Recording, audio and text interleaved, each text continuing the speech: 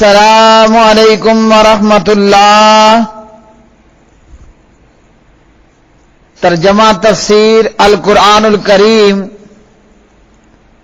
سبق نمبر ہے 37۔ اعوذ باللہ من الشیطان الرجیم۔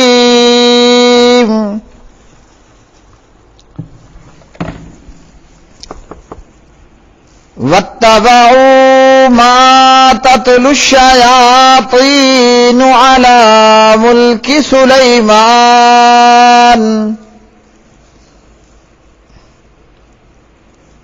وما كفر سليمان ولكن الشياطين كفروا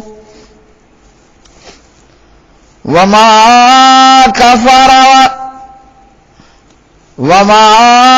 كفر سليمان ولكن الشياطين كفروا يعلمون الناس السحر وما أنزل على الملكين ببابل هاروت وماروت وما يعلمان من أحد حتى يقولا إنما نحن فتنة فلا تكفر فيتعلمون منهما ما يفرقون به بين المرء وزوجه وما هم بضارين به من أحد إلا بإذن الله ويتعلمون ما يضرهم ولا ينفعهم وَلَقَدْ عَلِمُوا لَمَنِ اشْتَرَاهُ مَا لَهُ فِي الْآخِرَةِ مِنْ خَلَاقٍ وَلَبِئْسَ مَا شَرَوْا بِهِ أَنفُسَهُمْ لَوْ كَانُوا يَعْلَمُونَ وَلَوْ أَنَّهُمْ آمَنُوا وَاتَّقَوْا لَمَثُوبَةٌ مِّنْ عِندِ اللَّهِ خَيْرٌ لَوْ كَانُوا يَعْلَمُونَ۔ آیت نمبر 102 تا 103۔ اور وہ اس چیز کے پیچھے لگ گئے جو شیاطین سلیمان علیہ السلام کے عہد حکومت میں پڑھتے تھے، اور حضرت سلیمان علیہ السلام نے کفر نہیں کیا، اور لیکن شیطانوں نے کفر کیا کہ لوگوں کو جادو سکھاتے تھے، اور جو بابل میں دو فرشتوں ہاروت اور ماروت پر اتاری گئی، حالانکہ وہ دونوں کسی ایک کو نہیں سکھاتے تھے، یہاں تک کہ کہتے ہم تو محض ایک آزمائش ہیں، سو تو کفر نہ کر۔ پھر وہ ان دونوں سے وہ چیز سیکھتے جس کے ساتھ وہ مرد اور اس کی بیوی کے بیچ جدائی ڈال دیتے، اور وہ اس کے ساتھ ہرگز کسی کو نقصان پہنچانے والے نہ تھے مگر اللہ کے اذن کے ساتھ، اور وہ ایسی چیز سیکھتے تھے جو انہیں نقصان پہنچاتی اور انہیں فائدہ نہ دیتی تھی، حالانکہ بلا شبہ یقیناً وہ جان چکے تھے کہ جس نے اسے خریدا آخرت میں اس کا کوئی حصہ نہیں، اور بے شک بری ہے وہ چیز جس سے بدلے انہوں نے اپنے آپ کو بیچ ڈالا، کاش وہ جانتے ہوتے۔ اور اگر واقعی وہ ایمان لاتے اور بچتے تو یقیناً اللہ کے پاس سے تھوڑا ثواب بھی بہت بہتر تھا، کاش وہ جانتے ہوتے۔ واتبعوا، اور انہوں نے اتباع کیا، ما اس کا جو تتلو پڑھتے تھے، الشیاطین شیاطین، علی ملک سلیمان سلیمان کی بادشاہی میں، وما کفر اور نہیں کفر کیا سلیمان نے، ولیکن اور لیکن الشیاطین شیطانوں نے، کافروا کفر کیا، یعلمون وہ سکھلاتے تھے، الناس لوگوں کو، السحر جادو، وما اور اس کی جو انزلہ نازل کیا گیا، علی الملکین دو فرشتوں پر، ببابل بابل شہر میں، ہاروت و ماروت ہاروت اور ماروت پر، وما یعلمانی اور نہیں وہ دونوں سکھلاتے تھے، من احد کسی کو بھی، حتیٰ یہاں تک کہ یقولا وہ کہتے، انما نحن ہم تو صرف فتنۃ آزمائش ہیں، فلا لہذا نہ تکفر تو کفر کر، فیتعلمون پھر لوگ سیکھتے تھے، منہما ان دونوں سے، ما وہ چیز کے، یفرقون وہ جدائی ڈالتے تھے، بہی اس کے ذریعے سے، بینا درمیان، المرئی مرد، وزوجی اور اس کی بیوی کے، وما ہم اور نہیں تھے وہ، بدارین نقصان پہنچانے والے، بہی اس کے ساتھ، من آدن کسی کو بھی، الا مگر، باذن اللہ اللہ کے حکم کے ساتھ، ویتعلمون اور لوگ سیکھتے تھے، ما وہ جو، یضرہم نقصان پہنچاتا تھا ان کو، ولا ینفعہم اور نہیں نفع دیتا تھا انہیں، وَلَقَدْ اور البتہ تحقیق، عَلِمُوا انہوں نے جان لیا،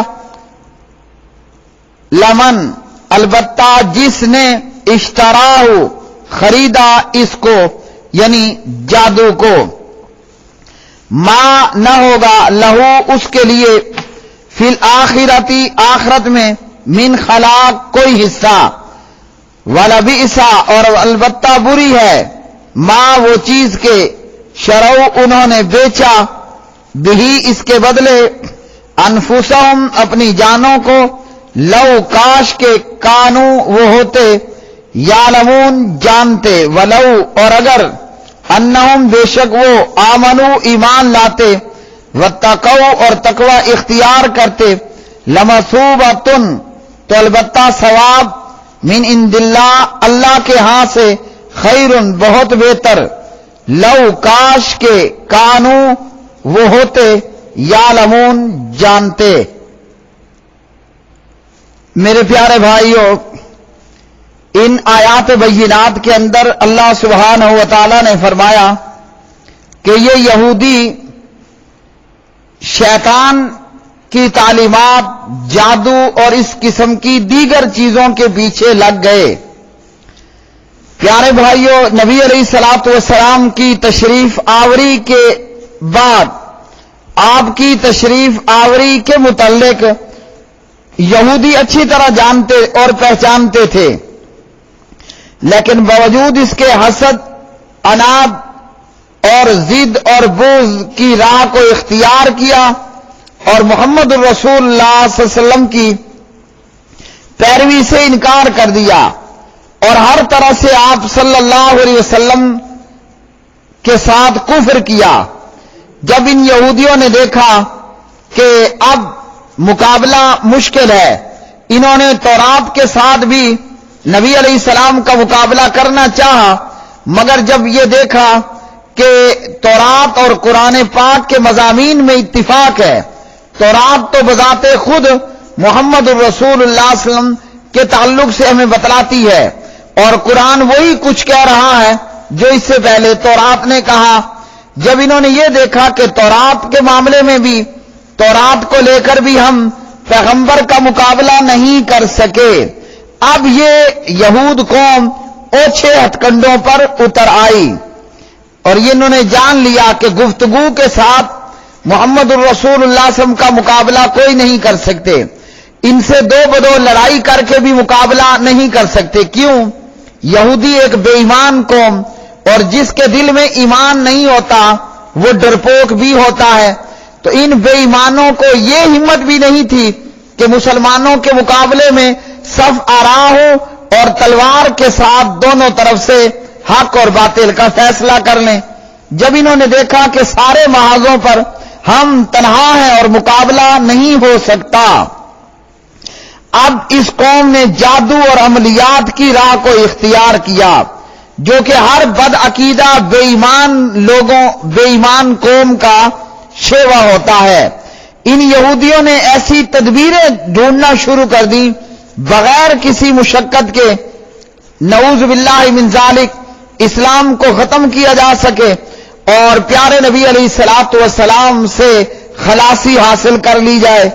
اب ان لوگوں نے جادو کی راہ کو اختیار کیا اور ان لوگوں نے ان شیطانی تعلیمات کو اختیار کر لیا کہ جو جادوگر کیا کرتے تھے، اور یہ جادوگر حضرت سلیمان، اللہ کے جلیل القدر پیغمبر سلیمان علیہ السلام کے دور میں شیاطین کے تعلق سے جو معاملات ہوئے، شیاطین آسمانوں سے خبریں سنتے آ کر کاہن و نجومیوں کو بتایا کرتے، اور کاہن نجومی ایک میں 99 کا اضافہ کر کے آگے لوگوں کو بے وقوف بناتے۔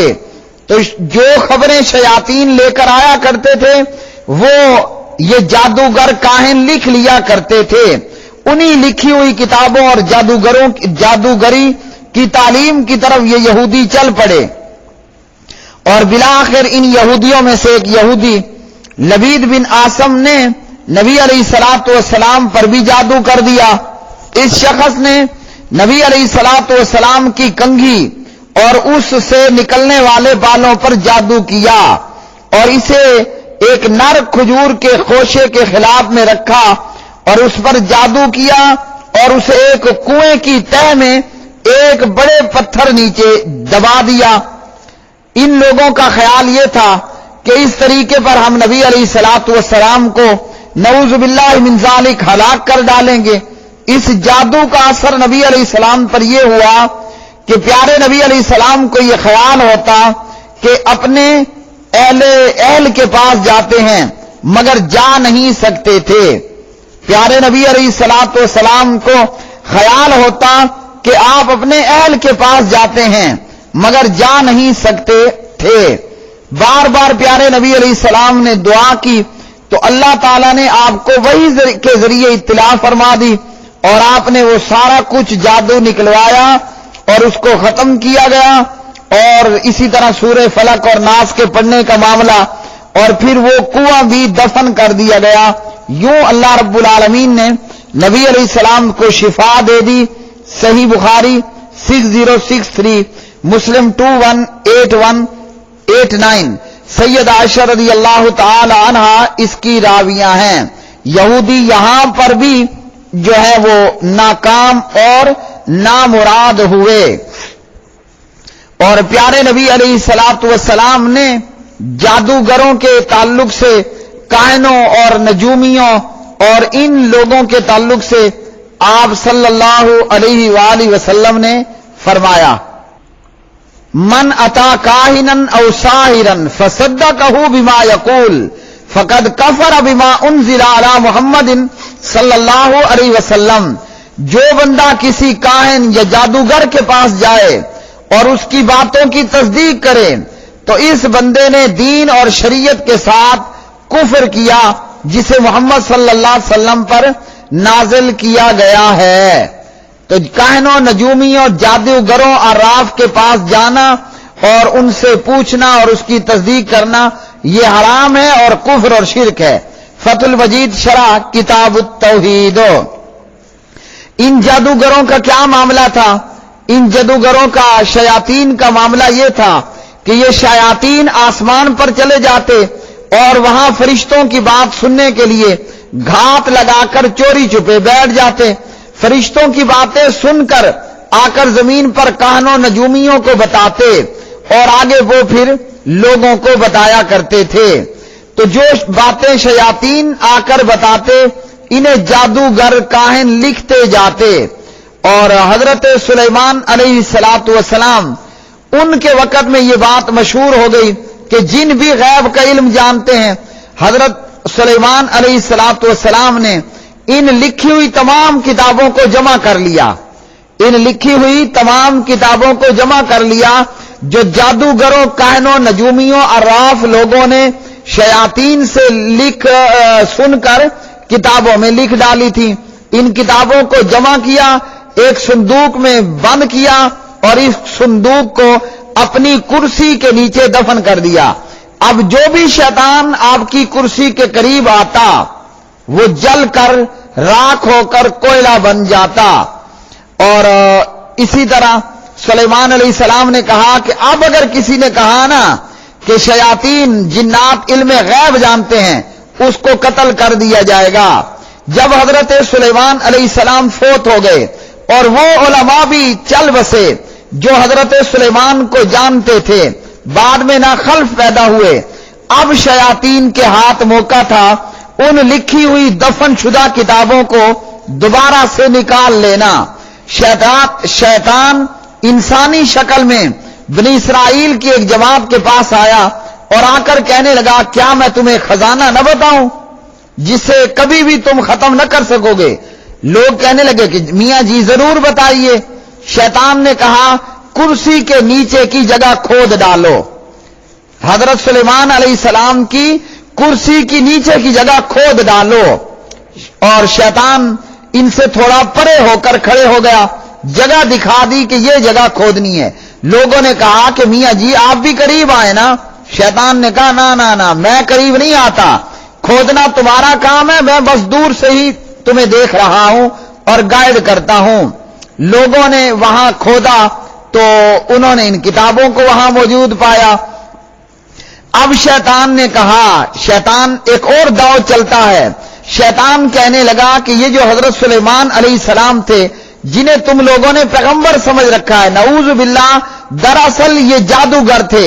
इन जादुई किताबों के जोर पर वो शैतानों, जिन्नात, परिंदों, चरिंदों पर हुकूमत किया करते थे। शैतान खबीस ने ये कहा और वो चला गया। अब बनी इसराइल के अंदर, यहूदियों के अंदर ये बात मशहूर हो गई कि सुलेमान अलैहिस्सलाम पैगंबर नहीं, जादूगर थे। और बनी इसराइलियों ने इन किताबों को अपने पास महफूज रख छोड़ा। और जब प्यारे नबी अलैहिस्सलातु वस्सलाम तशरीफ लाए, इन यहूदियों ने शैतान की उस कही हुई बात पर और इन किताबों की बुनियाद पर यह बहस करना शुरू कर दी कि जनाब सुलेमान अलैहिस्सलाम तो जादूगर थे, नऊज़ बिल्लाह, पैगंबर नहीं थे। इनके इस कुफ्र पर अल्लाह सुब्हानहु व तआला ने इरशाद फरमाया, सुलेमान अलैहिस्सलाम ने कोई कुफ्र नहीं किया। क्या पता चला जादूगर कौन होता है? जादूगर काफिर होता है। और प्यारे नबी अलैहिस्सलातु वस्सलाम ने फरमाया, हद्दु साहिरी ज़रबुहु बिस्सैफ, सहीहुल बुखारी वगैरह। जादूगर की सजा यह है कि उसकी गर्दन को काट दिया जाए। अल्लाह ने यहूदियों की बात का रद्द कर दिया, फरमाया कि जनाब सुलेमान अलैहिस्सलातु वस्सलाम ने कुफ्र नहीं किया, कुफ्र तो शयातीनों ने किया जो लोगों को जादू सिखाया करते थे। लेकिन यहूदियों के दिमाग में उस शैतान की बात बैठ चुकी थी कि नऊज़ बिल्लाह सुलेमान अलैहिस्सलाम जो है वो जादूगर थे और जादू के जोर पर ही वो जो है चरिंद परिंद पर, इंसानों और जिन्नात पर जो है वो हुकूमत किया करते थे। और इसी तरह अल्लाह सुब्हानहु व तआला ने इन आयात बय्यिनात के अंदर हारूत और मारूत का जिक्र किया। हारूत और मारूत के ताल्लुक से एक मशहूर वाकया बयान किया जाता है और वो है किस्सा ज़ोहरा के ताल्लुक से, जो कि मौजू मन घड़त और घड़ंतु है, इसकी कोई हैसियत नहीं है। और जो काम यहूदियों ने किया, آج وہی کام کلمہ پڑھنے والے مسلمان بھی کرتے ہیں. کہیں کالا جادو ہے تو کہیں وائٹ جادو ہے, کہیں نورانی علم اور نوری علم کے نام پر جادو ٹونے کیے جا رہے ہوتے ہیں, تو کہیں کچھ اور. بہت سے ایسے بابے ہیں جو کہتے ہیں ہم اہل حدیث ہیں اور ان کی حرکتیں شیطانی حرکتیں ہوں گی, ان کے اعمال کتاب و سنت کے منافی ہوں گے. بندہ پوچھے یہ کیا کر رہے ہو, جواب دیتے ہیں جناب یہ نوری علم ہے. تو اگر نوری علم ہے تو نور تو اللہ کا قرآن ہے, نور تو نبی علیہ الصلوۃ والسلام کی سیرت طیبہ ہے. تو یہ جو تم دھاگے ناپ رہے ہو یہ نوری علم کے دعوے, قرآن کی کس آیت میں یہ طریقہ ہے, پیغمبر کی کس حدیث کے اندر یہ سارے دندے موجود, اور اسی طرح امت میں موجود دیگر لوگ وہ بھی یہودیوں کی طرح جادو اور عملیات اور ان چیزوں میں. اور ان بابوں نے قوم کو اتنا ڈرایا, غیر تو غیر تھا. یہاں اہل حدیث کا بھی یہ معاملہ ہو چکا ہے کہ ہر دوسرا بندہ جادو کے وہم میں مبتلا ہے. شادی نہیں ہو رہی, جادو ہے. کاروبار نہیں چل رہا, جادو ہے. بچے پیدا نہیں ہو رہے, جادو ہے. ہر معاملے میں جادو جادو. نتیجہ یہ ہے کہ عامل 20 روپے کی ایک کاپی لیتا ہے اور 10 سے 20 روپے کا وہ ایک پین خرید لیتا ہے. 20 کی کاپی, 10 سے 20 کا پین. اب اس کی دکانداری شروع, کیونکہ لوگ اتنا جادو کو, یہ نہیں کہ جادو ہے نہیں, جادو ہے, نظر ہے, تعویذ ہے, سب کچھ ہے. لیکن یہ جو ہمارے معاشرے میں معاملہ ہو گیا کہ قوم جادو, نظر, تعویذ کے وہم میں مبتلا ہو چکی ہے. ہر معاملے میں جادو, ہر معاملے میں کوئی نہ کوئی مصیبت. ہمارا ایمان اتنا بگڑ چکا, ہمارا ایمان اتنا کمزور ہو چکا کہ اگر بلی راستہ کاٹ کے گزر گئی, لو جی کوئی مصیبت آنے والی ہے. اگر کوئی بائیں آنکھ میں پھرک ہوئی, وہ جناب دشمن یاد کر رہا ہے. رات کو جھاڑو نہیں دینا, بے برکتی ہوتی ہے. ناخون رات کو گھر میں یا ناخون رات میں نہیں کاٹنے, مصیبت آتی ہے. کوا کائیں کائیں کرے, مہمان آ رہا ہے. یہ ہے ایمان کی کمزوری اور توہمات کا شکار ہونا. تو یہودیوں کا یہ معاملہ ہوا. ایک تو یہ یہودی جو ہے وہ جادو کے پیچھے لگ گئے, اور ایک اس علم کے پیچھے لگ گئے جو ملک بابل میں 2 فرشتے ہاروت اور ماروت پر اتارا گیا. اور یہ علم سحر سے, جادو سے الگ ایک علم تھا, اور جسے عمل میں لانا کفر ہوتا تھا. اور یہ فرشتے بھی کہتے تھے کہ جو ہے وہ یہ ایک آزمائش ہے, یہ ایک فتنہ ہے, اور اس سے دور رہو, اس پر عمل نہ کرو. اور ان آیات بینات کے اندر اللہ سبحانہ و تعالی نے یہ ارشاد فرمایا کہ یہ جو جادو ہے, اس جادو کے ذریعے سے میاں بیوی کے بیچ میں جو ہے وہ جدائی ڈال دی جاتی تھی. جادو کے ذریعے مرد اور اس کی بیوی کے درمیان میں جدائی ڈالتے تھے. اور یہ کیا ہے, خاوند بیوی کے معاملات کو خراب دینا, رشتے کا ختم ہو جانا, طلاق کا ہو جانا. جابر بن عبداللہ رضی اللہ تعالی عنہ راوی ہیں اور صحیح مسلم ہے. صحیح مسلم حدیث نمبر 2813, نبی علیہ الصلوۃ والسلام نے فرمایا ان ابلیس یضع عرشہ علی الماء. ابلیس شیطان نے اپنا عرش پانی پر رکھا ہے. ابلیس اپنا عرش پانی کے اوپر رکھتا ہے, اور لوگوں کو گمراہ کرنے کے لیے وہ اپنے چیلوں کو روانہ کرتا ہے. شیطان کے دربار میں اس چیلے کو سب سے زیادہ قرب حاصل ہوتا ہے جو میاں بیوی کے بیچ میں جدائی کرا دے, طلاق ہو جائے. جب یہ سارے شیطان کے چیلے اپنے اپنے کام پر نکلتے ہیں, واپس آ کر شیطان کو رپورٹ دیتے ہیں, اور ہر ایک اپنی کارگزاری بیان کرتا ہے. شیطان کہتا ہے کوئی خاص تو نے کام نہیں کیا.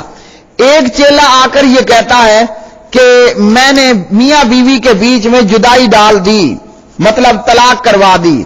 ابلیس خوش ہو کر اسے اپنے قریب کرتا ہے، اور یا یہ کہ اسے اپنے گلے لگا لیتا ہے اور کہتا ہے کہ کام تو نے سر انجام دیا ہے۔ تو یہ جادو اور اس کے ذریعے سے یہ معاملات اور یہ اعمال، تو نبی علیہ الصلوۃ والسلام کے ساتھ بھی یہی معاملہ ہوا۔ آپ علیہ السلام کو یہ خیال ہوتا کہ آپ اپنے اہل کے پاس جاتے ہیں مگر جا نہیں سکتے تھے۔ اور اسی طرح جو بھی شخص جادو سیکھتا ہے وہ پہلے شیاطین اس سے ایسے اعمال کرتے ہیں کہ جن سے کفر بھی لازم آتا ہے اور توہین بھی اپنے انتہا درجے پر پہنچ جاتی ہے۔ جب ایمان رخصت ہو جاتا ہے، جادوگر سے ایمان کا نور نکل جاتا ہے۔ جب کوئی شخص جادو سیکھتا ہے، جادوگر سے ایمان کا نور، ایمان نکل جاتا ہے، اللہ کا غضب اس کے اندر داخل ہو جاتا ہے۔ تو پیارے بھائیو، ان آیات بینات سے ہمیں یہ معلوم ہوا کہ ہم خود کو جادو سے دور رکھیں۔ جادوگری سیکھنا حرام اور کفر ہے، اور جادو سے بچنے کے لیے جو ہے وہ مسنون اعمال اور وظائف کا اہتمام کریں۔ مسند حصن مسلم، دارالاندلس دارالسلام لیں اور 5 وقت نماز کی پابندی کرے۔ صبح شام اخلاص فلق ناس 3 بار، اور باقی نمازوں کے بعد 1 بار۔ اسی طرح صبح شام بسم اللہ الذی لا یضر مع اسمہ شیء فی الارض ولا فی السماء وهو السمیع العلیم پڑھیں۔ باقی میں جو جادو کے بچنے کے حوالے سے علیحدہ جوابات دے چکا ہوں۔ وآخر دعوانا ان الحمد للہ رب العالمین۔